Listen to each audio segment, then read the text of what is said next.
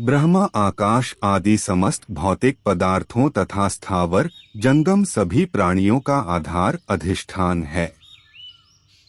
परंतु ब्रह्मा का स्वयं कोई आधार नहीं है, क्योंकि उससे भिन्न दूसरा कोई पदार्थ नहीं है और वह अद्वितीय है।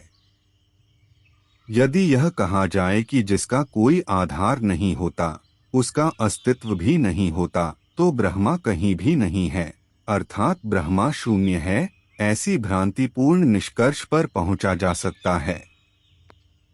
किंतु वास्तव में ब्रह्मा वही चैतन्य है जिसके आधार पर शून्यता या अस्तित्व की धारणा भी स्थापित होती है। जब प्राण शक्ति सुषुम्ना नाड़ी के द्वारा ऊपर उठकर ब्रह्मरंध्र में पहुंचकर वहां स्थिर हो जाती है, तब अंतःकरण अपने समस्त संकल्प विकल्प रूप विकारों को त्याग कर पूर्ण निश्चलता को प्राप्त हो जाता है और उसी निश्चल अवस्था में चैतन्य स्वरूप आत्मा अपने स्वप्रकाश सत्य रूप में स्वयं प्रकट होता है।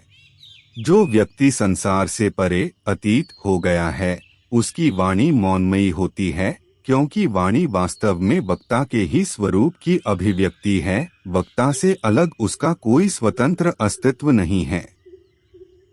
उसकी गति बाहर से चलायमान प्रतीत होती है, पर वास्तव में वह पूर्णतः स्थिर रहता है।